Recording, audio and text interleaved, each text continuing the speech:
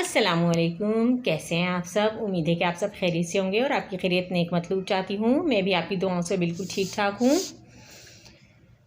ہم نے بہت سے مضامین پڑھے تھے، آج ہم انہی مضامین میں ایک مضمون پڑھیں گے جو ہے آداب مجلس کے مطابق، یعنی آداب مجلس سے متعلق جو امور ہوتی ہیں، جو اہم باتیں ہوتی ہیں، آج ہم ان پر غور کریں گے اور دیکھیں گے کہ مجلس کے کیا آداب ہوتے ہیں۔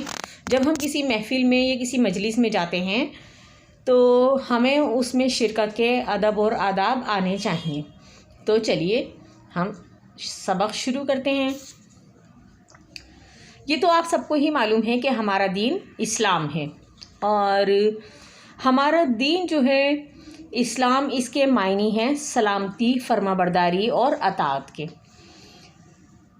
اسلام نے ہمیں زندگی کے ہر معاملے کے متعلق جو ہے وہ ہدایات دی ہیں، اور اسلام جو ہے وہ ایک مکمل ضابطۂ حیات ہے۔ یعنی اسلام نے ہمیں زندگی گزارنے کے طور طریقے، اس کے ادب و آداب، ہر چیز ہمیں سکھائی ہے، جو کہ ہمیں قرآن و احادیث کی روشنی سے ملتے ہیں۔ تو یعنی اسلام جو ہے وہ اللہ تعالیٰ کا پسندیدہ مذہب ہے۔ اسلام ہمیں صرف نماز، روزہ، زکوٰۃ، حج وغیرہ نہیں سکھاتا، یا اس کے طریقے ہی نہیں سکھاتا، بلکہ یہ ہماری پوری زندگی کے معاملات کے متعلق ہماری رہنمائی کرتا ہے۔ اسلام ہمیں بتاتا ہے کہ کاروبار کیسا کرنا چاہیے، لین دین کے کیا طریقے ہیں، اور لین دین کرتے وقت کن باتوں کا خیال رکھنا چاہیے۔ اسی طرح اسلام نے ہمیں ایک دوسرے سے ملاقات کرتے وقت بھی یہ بتایا ہے کہ ہمیں اپنے عزیزوں، رشتہ داروں اور دوستوں سے ملاقات کرتے وقت کن کن باتوں کا خیال رکھنا چاہیے۔ تو چلیے جانتے ہیں کہ محفل کے کیا آداب ہوتے ہیں۔ آج کا ہمارا ٹاپک یہی ہے کہ محفل یا مجلس کے آداب۔ انسان جب اپنے گھر میں ہوتا ہے تو آزاد ہوتا ہے اور وہ جس طرح چاہتا ہے رہ سکتا ہے، لیکن جب انسان کسی محفل میں شریک ہوتا ہے تو پھر اس کی حیثیت محفل کے ایک فرد کی طرح ہوتی ہے، اور اس لیے اسے چاہیے کہ مجلس کے آداب کا یا محفل کے آداب کا خیال رکھے۔ مجلس کے آداب کے متعلق اللہ تعالیٰ جو ہے وہ خود قرآن مجید میں ارشاد فرماتا ہے۔ ترجمہ: اے مومنو، جب تم کسی مجلس کے اندر بعد میں آنے والوں کے لیے تم کو جگہ دینے کا اشارہ کیا جائے تو فوراً ان کے لیے جگہ بناؤ، اور جب تم سے کہا جائے کہ اب محفل یا مجلس برخاست ہوتی ہے تو بلا تعامل جو ہے وہ تعمیل کرو۔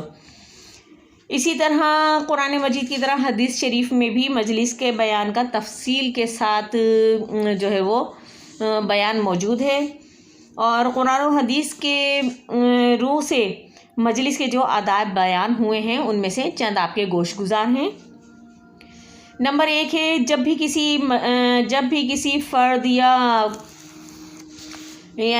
کسی فرد کو کوئی مجلس میں جانا پڑے، یا جب بھی کوئی فرد مجلس میں جائے تو سب سے پہلے اہل مجلس کو سلام کرے، کیونکہ سلام جو ہے وہ اس سے کیا ہوتا ہے کہ ایک دوسرے سے باہمی تعلق اور ادب و احترام کا اظہار ہوتا ہے۔ اس کے بعد نمبر 2 ہے، سلام کرنے کے بعد جہاں جگہ ملے وہاں پر بیٹھ جائے، اور کیا ہے کہ اہل محفل کو کودتا پھاندتا آگے کی طرف نہ بڑھے۔ اس سے 2 چیزیں ظاہر ہوتی ہیں۔ ایک تو یہ کہ جو آپ سے آگے بیٹھے ہوئے ہوتے ہیں یا جو آپ سے پہلے آئے ہوئے ہوتے ہیں ان کو تکلیف ہوتی ہے، اور پھر دوسری بات یہ کہ محفل میں پھر اس سے آپ کا غرور اور تکبر ظاہر ہوتا ہے کہ آپ بعد میں آئے ہیں اور آگے بیٹھ رہے ہیں، تو آپ اپنے آپ کو محفل میں موجود لوگوں سے اعلیٰ و ارفع سمجھ رہے ہیں۔ اس کے بعد ہے، اہل مجلس کا بھی فرض ہے کہ وہ آنے والوں کو بیٹھنے کے لیے جگہ دیں، اور تاکہ بعد میں آنے والوں کو ادھر ادھر جگہ تلاش نہ کرنی پڑے۔ اس کے بعد مجلس میں پہلے سے بیٹھے ہوئے شخص کو اٹھا کر اس کی جگہ پر نہیں بیٹھنا چاہیے۔ اگر مجلس میں کوئی شخص جو ہے وہ ضرورت کے تحت اٹھ کر چلا جائے اپنی جگہ سے، تو کیا ہے کہ اس کو واپس اپنی جگہ پر بیٹھنے کا حق ہے، نہ کہ یہ کہ آپ اس کی جگہ پر قبضہ کر کے بیٹھ جائیں۔ تو اس طرح کیا ہوگا کہ یہ آداب مجلس کی خلاف ورزی بھی ہوگی، اور پھر دوسری بات یہ کہ محفل میں بدمزگی کا اندیشہ ہوتا ہے۔ اس کے بعد ہے مجلس میں اگر 2 آدمی باہم مل کر ایک جگہ بیٹھے ہوں تو ان کی اجازت کے بغیر ان کے درمیان میں نہیں بیٹھنا چاہیے، اور مجلس میں بیٹھ کر کانا پھوسی یا سرگوشی میں گفتگو نہیں کرنی چاہیے، کیونکہ ایک تو یہ کہ مجلس میں جب آپ ایک دوسرے کے کان میں باتیں کرتے ہیں، سرگوشی میں باتیں کرتے ہیں، تو دوسرا سمجھتا ہے کہ شاید اس کی برائی کی جا رہی ہے یا اس کے بارے میں کوئی گفتگو کی جا رہی ہے کہ جبکہ اس کو جس وجہ سے اس کو شامل گفتگو نہیں کیا جا رہا اور بلکہ بات اس سے چھپائی جا رہی ہے۔ اور کانا پھوسی کی وجہ سے ظاہر ہے کہ مجلس میں موجود لوگوں کے دلوں میں غلط فہمی بھی ہو سکتی ہے، اور دوسرے لوگ یہ خیال کر سکتے ہیں کہ شاید ایسا کرنے والا ان سے کوئی بات چھپانا چاہتا ہے۔ مجلس کے آداب میں یہ بات بھی شامل ہے کہ کوئی پیاز، مولی یا اس طرح کی کوئی بدبودار چیز کھا کر نہ جایا جائے محفل میں، کیونکہ اس طرح یہ ہوتا ہے کہ منہ سے بدبو آتی ہے، اسی لیے مسجد میں بھی پیاز، لہسن یا مولی وغیرہ اس طرح کی کوئی بھی بودار چیز کھا کر جانے سے منع کیا گیا ہے۔ اور اسی طرح جب آپ کسی محفل میں جائیں تو نہا دھو کر صاف ستھرے کپڑے پہن کر اور اپنی جسم کو پاک صاف کر کے طہارت اور پاکیزگی کا خیال رکھتے ہوئے محفل میں جائیں، تاکہ دوسرے لوگ آپ سے ناک منہ نہ چڑھائیں۔ کہ فرض کریں کہ آپ کسی محفل میں بغیر نہائے دھوئے چلے گئے ہیں، یا آپ نے جو کپڑے گھر میں پہنے ہوئے تھے وہی کپڑے پہنے ہوئے چلے گئے ہیں، تو اس سے کیا ہوا کہ کام کاج کرنے کی وجہ سے ہمارے جسم سے ایک اسمیل آنے لگ جاتی ہے، تو جب ہم کسی محفل میں جاتے ہیں اور پھر تو ہماری اسمیل سے جو ہے وہ دوسرے لوگ متاثر ہوتے ہیں اور ناک منہ چڑھاتے ہیں۔ تو اسی لیے ہمارے مذہب میں یہ حکم دیا گیا ہے کہ جب ہم کسی محفل میں جائیں تو محفل کے آداب کا خیال رکھتے ہوئے نہا دھو کر یعنی کہ غسل کر کے پھر محفل میں شرکت کریں، صاف ستھرے لباس میں۔ ضروری نہیں کہ آپ بہت زیادہ مہنگا یا بہت قیمتی لباس زیب تن کریں، بلکہ اس سے مراد یہ ہے کہ آپ صاف ستھرا لباس زیب تن کریں۔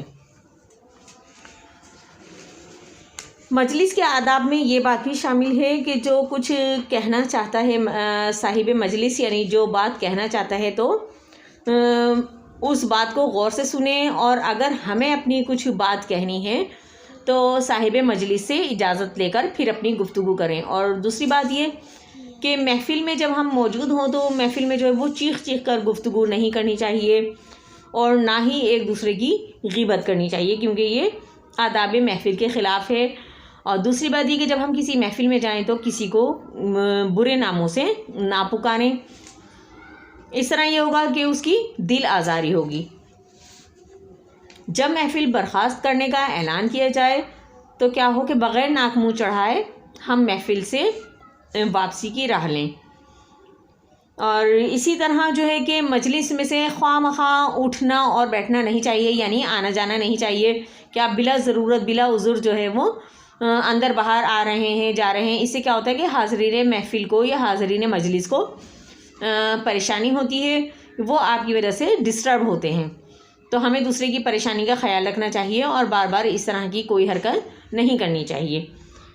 ہمارے نبی کریم صلی اللہ علیہ وسلم نے مجلس کو ایک امانت قرار دیا ہے کہ جب آپ کسی مجلس میں جائیں تو اہل مجلس میں سے کسی کو یہ حق حاصل نہیں ہے کہ وہ مجلس کی راز کی باتیں جا کر کسی دوسرے کو بتائے، اور محفل یعنی مجلس کی محفل میں جو ہے وہ امانت میں خیانت کرے، کیونکہ اسلام میں خیانت کرنا سخت گناہ ہے۔